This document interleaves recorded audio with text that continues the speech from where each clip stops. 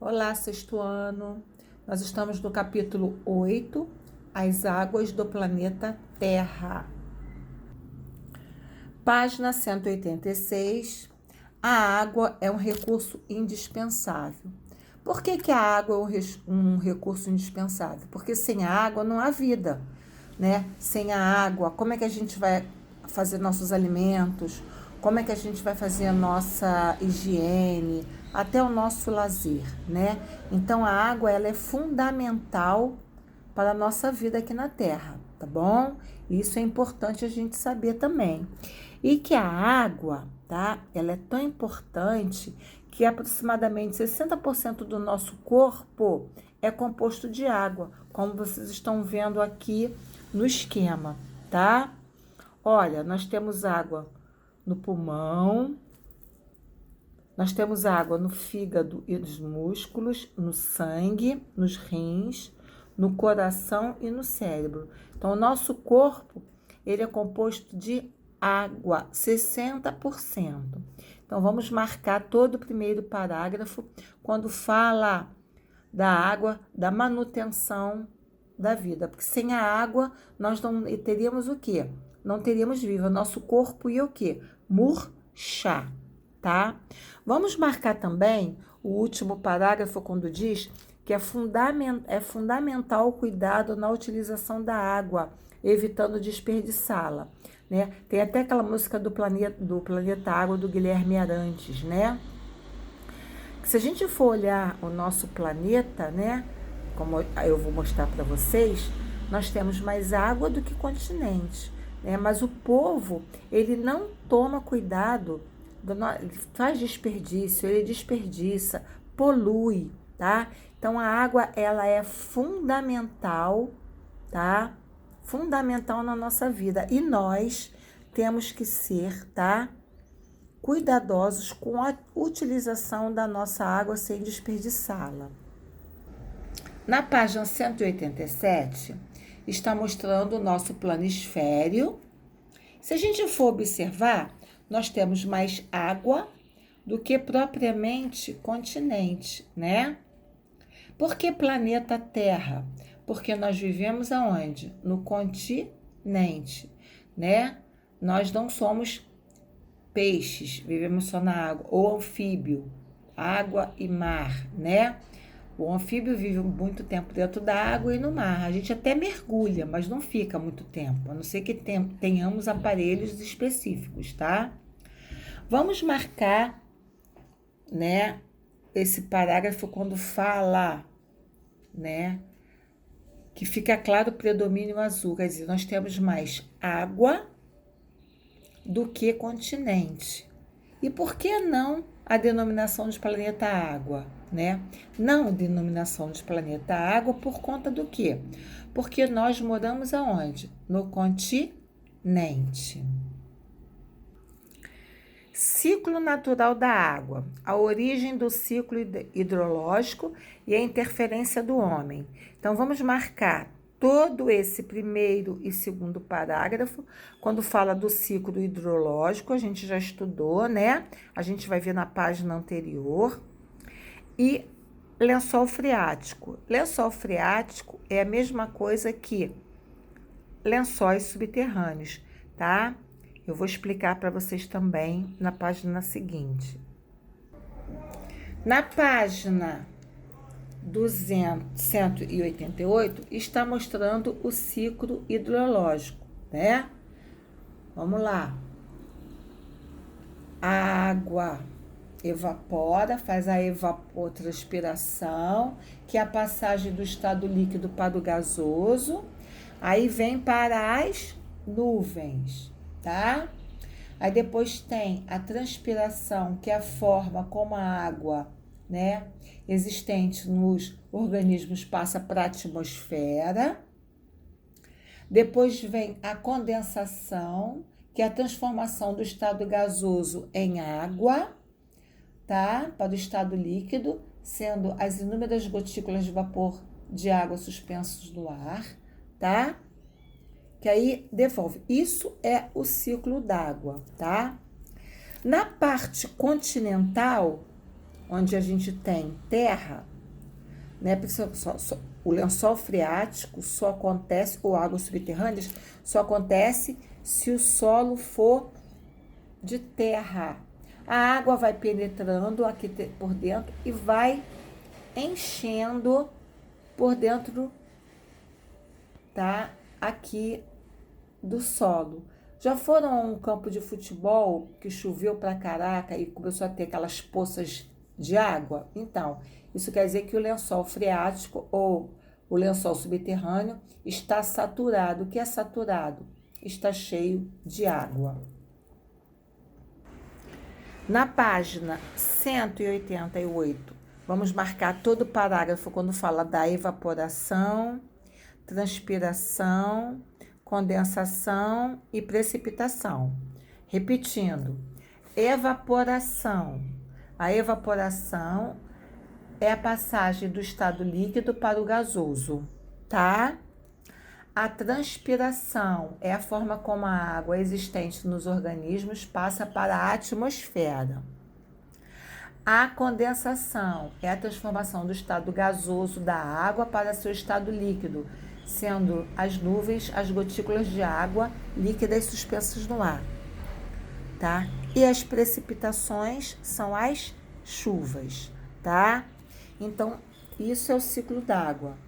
Ela evapora, depois faz a evapotranspiração e depois ela faz a condensação e a precipitação, que é a chuva. E assim a água vai se renovando. Então, vamos marcar todo o parágrafo da página 188, que termina na página 189, lá em cima, tá? Até quantidades de chuva, tá bom? Agora vamos falar sobre os recursos hídricos do planeta. Quando eu falo hídrico, eu tô falando de água. Então, a distribuição da água no planeta Terra, tá? Então, é importante vocês saberem, tá? Que a Terra é distribuída por 97,5 só de água salgada e 2,5 de água doce. Ou seja, nós temos mais água salgada no nosso planeta do que água doce. 68,9% a gente tem água das geleiras, tá? Das calotas polares. 30,7% vem dos lençóis freáticos do subsolo, tá? Ou águas subterrâneas. E 0,3% lagos, rios, pântanos na atmosfera, tá? Vamos marcar. Vamos marcar também o segundo parágrafo que fala que essa quantidade, 2,5, é suficiente para abastecer da demanda da humanidade. É importante também saber que o Brasil possui a maior reserva de água doce subterrânea, que fica na região, tá? Ali do Amazonas, Pará, que primeiro é a bacia do Rio Amazonas, que é a maior, tá? Água do mundo, tá? Isso aí é o Rio Amazonas. E o lençol freático, a água subterrânea, é o aquífero Alter do Chão, que também fica no Amazonas, tá? E Pará, tá? Então, o Brasil possui a maior reserva de água doce superficial e subterrânea. A superficial é a bacia do Rio Amazonas e a subterrânea é o aquífero Alter do Chão. Então, aqui nesse mapa, está mostrando o total de recursos hídricos por habitantes. Observem a legenda é importante, ó. O azul mais escuro é onde tem o potencial de água, tá? Ó, o Brasil, a gente tem aqui, ó, Estados Unidos e Canadá, a gente tem aqui a Rússia, ó, Oceania, Austrália, tá bom? Tá mostrando, olha a África e o Oriente Médio como não tem quase água, o norte do Oriente Médio também. O Rio Nilo era o maior rio, né? Mas perdeu por quê? Porque eles começaram a fazer irrigação. Então, hoje, o maior rio do mundo é o Rio Amazonas. Página 190. Mares e oceano. Então, a gente está mostrando aqui a distribuição de água no planeta, né? Há mares e oceanos. Aqui a gente tem as geleiras, a água subterrânea e os lagos. Então, vamos marcar todo o primeiro parágrafo quando fala, como mostra o infográfico acima, a maior parte das águas do planeta se localiza nos oceanos, tá? Bom, como é que deu a origem dos oceanos, tá? Bom, os oceanos, ele está intimamente ligado à formação da atmosfera e o resfriamento do planeta, tá? Aí se deu o quê? A forma dos oceanos, tá? Vamos olhar o relevo submarino. Olha, nós temos vários, né? O dorsal atlântico, dorsal oceano, ó, do Oceano Índico, dorsal do Oceano Índico, tá vendo, ó? Fossa das Filipinas, fossas do Japão, fossas, né? Belas, tá vendo, ó? Dorsal Pacífico. Esse é o relevo submarino que nós temos. Vamos marcar o último parágrafo quando diz: o maior de todos os oceanos é o Pacífico. Nós não temos dois Pacíficos, não, é um só. Primeiro é o Pacífico, depois vem o Atlântico, depois vem o Índico, tá? Depois vem o Antártico e o menor é o Ártico, tá bom? Então, vamos marcar todo o último parágrafo que termina na página 190. Vamos marcar continuidade da página 190, tá? Quando fala que cerca de 180 milhões de anos com a separação das Américas, tá? Em relação à Europa, dando origem à dorsal mesoatlântica, tá? Que assim a gente tinha um único oceano, que era o Pantalassa ou Paleopacífico, e com a fragmentação eles foram se fragmentando, tá? Vamos marcar que está mostrando o Oceano Glacial Ártico. E vamos marcar também o último parágrafo que diz que muitos cientistas não consideram o Oceano Glacial Ártico, tá? Não considera, né, a existência do Oceano Glacial Antártico, tá? Afirmando que ele nada mais é do que uma extensão dos oceanos Atlântico e Pacífico e o Índico, tá? Mas é um oceano, tá? Nós temos o Oceano Glacial Ártico, Oceano Glacial Antártico, Oceano Pacífico, Oceano Atlântico, Oceano Índico.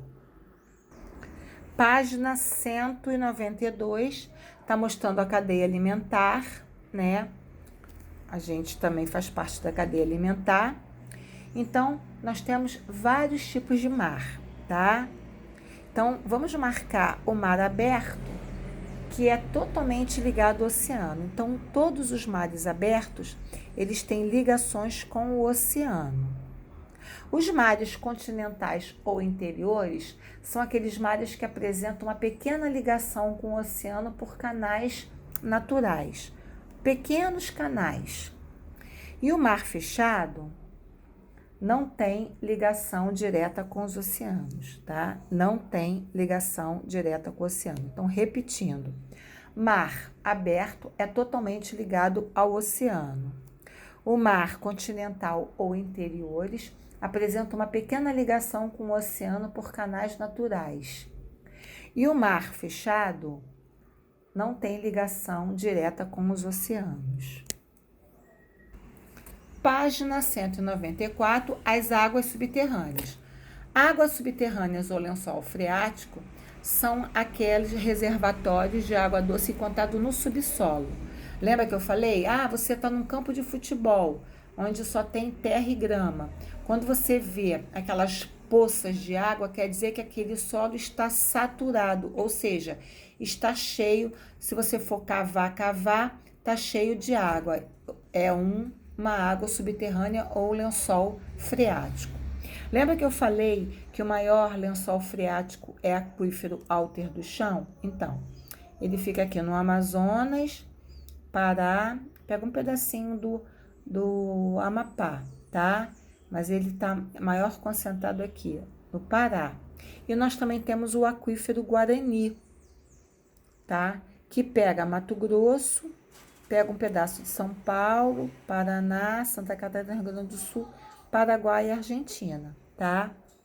Aquífero, tanto Alter do Chão e o aquífero do Guarani, são águas subterrâneas, tá? Então, vamos marcar todo o primeiro e o segundo parágrafo das águas subterrâneas. São água doce. Água doce, né? Porque a água é doce. É água que a gente pode o quê? Beber, tá bom? Vamos marcar também o último parágrafo quando diz: a extensão superficial do aquífero Guarani ultrapassa as fronteiras brasileiras. Realmente, ó, ultrapassa as fronteiras brasileiras. Pega o país Paraguai, pega o país Argentina, pega um pouquinho do Uruguai também, tá bom? Então, ele ultrapassa. Já o Alter Chão, ele pega o Pará, o Amazonas e o Amapá, tá bom? Vamos marcar todo o último parágrafo da página 194. Página 195, as águas doces. A maior parte é água doce porque é água o quê? Potável. Se encontra nas calotas polares, ou seja, nas geleiras. É importante saber que a água salgada, ela não congela. Você pode ir para a praia, levar água dentro do potinho, botar no freezer, que ela não congela, tá? Só congela a água doce, a água potável. Então, vamos marcar o primeiro parágrafo quando fala que a maior reserva está nas geleiras, tá? E vamos marcar também o terceiro parágrafo, quando fala do Monte Kilimanjaro, que fica na Tanzânia, tá? Que era um vulcão aqui, ó, tá mostrando aqui, ó, que fica na África, tá? Então, por ele ser tão alto, o cume dele fica cheio de quê? De neve. Quando essa neve derrete, ela vai, e é o que abastece o povo da Tanzânia no continente africano, tá bom? Aqui tá mostrando as geleiras, tá? Aqui, ó, o bloco se deslocou, caiu no oceano. Para casa, página 196. Para casa, página 197. Página 198, desculpa, 198. A influência dos rios na sociedade do relevo, né? Os rios são de grande importância para a vida. Sem os rios, não haveria o quê? Não haveria fertilidade, não haveria alimentos, tá? Então, é importante marcar todo esse parágrafo que diz, né, que a relação humana com o rio foi reproduzida em diversas regiões do planeta, como a Mesopotâmia, que fica no Oriente Médio, com os rios Tigres e Eufrates, que fica entre o Irã e o Iraque, né, na forma de deuses. Então, as águas, eles eram, tá, muito importante para a sociedade, tá? E o Rio Amarelo e o Rio Azul, eles ficam na China. O Rio Amarelo é chamado de amarelo por causa da sua coloração barrenta, por causa da plantação da rizicultura. E o Rio Azul é um rio onde tem um planalto de queda d'água, onde a gente tem a usina de Três Gargantas, tá bom? Então, aqui tá mostrando, né, os rios, tá mostrando os mares. Mas o importante que eu vou mostrar agora são as partes de um rio. Vamos lá. Partes de um rio.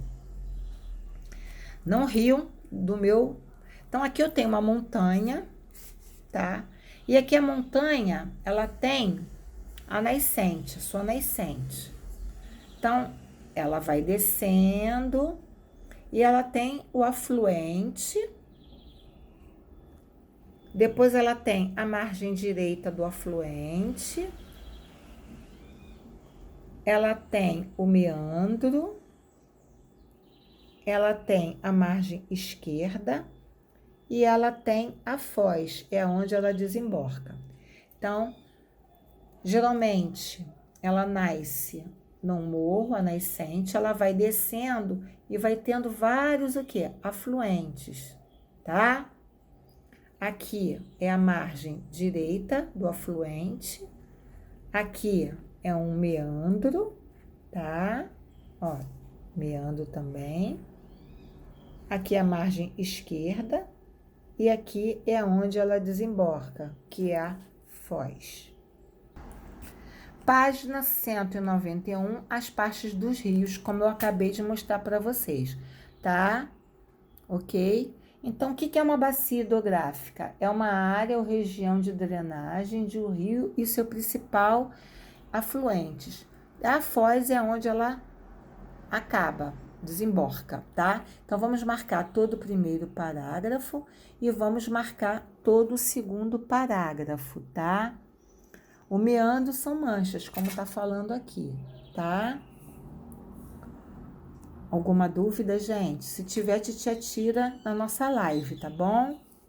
Vamos falar dos regimes fluviais. Bom, vamos marcar o segundo parágrafo, que regime fluvial é o regime adaptado pelo meio do quê? De chuva, tá? Então, muitos rios, eles se abastecem por meio do quê? Do volume de chuva. Não sei se vocês já viram. O rio tal subiu o nível. Por conta do quê? Do volume da chuva. Já o regime nival é do derretimento da neve, tá? Vamos marcar o terceiro parágrafo também. E o regime misto, tá? É o degelo do nival, tá? E da água da chuva, tá? Nós chamamos de regime misto. Repetindo, regime pluvial é abastecido pela água da chuva. Regime nival é abastecido pelo degelo, tá? Pelo derretimento do gelo. E o misto é pelo derretimento do gelo e da água da chuva. Vamos marcar o segundo, terceiro e o quarto parágrafo da página 199. Rios e o relevo. Nós temos dois tipos de rio. Nós temos o rio de planalto, tá? Que ele é plano, e temos rios de planície, que é plano, e nós temos rios de planalto, que são rios que têm queda d'água. Já lembra daquele do Popeye, ou do pica-pau, que ele vai caindo? Então, nós temos os rios de planalto, ele tá por ser íngreme. Íngreme é assim, ó, elevado. Nós temos os rios de planície e temos os rios de planalto, que é com queda d'água, tá? E é esses rios de planalto que nós fazemos a hidrelétrica, né? Que é uma energia da água, uma energia limpa. Então, da página 200, vamos marcar o terceiro parágrafo que fala do alto curso, localizado na nascente, né? Que é onde a gente tem a nossa hidrelétrica, tá? A hidrelétrica, ela só é construída com rios de planalto, rios que têm queda d'água. Vamos marcar o último parágrafo também, né? Que fala do baixo curso, que é onde vai a desembocatura, é onde ela deságua.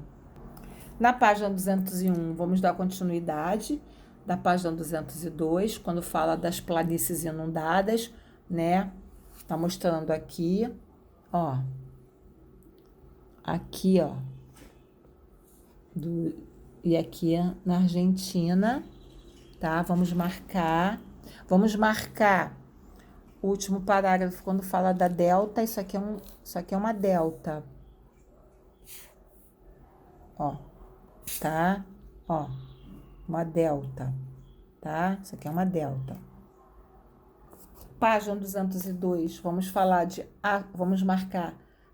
vamos prestar atenção nesse rio que está assoreado, que é o acúmulo de sedimentos, né, pelo depósito de terra, areia ou argila. O homem desmata e aí a terra cai e toda a água fica soterrada pela terra. Então, vamos marcar o último parágrafo que fala do assoreamento, tá? Que é o acúmulo de sedimentos por depósito de terra, tá?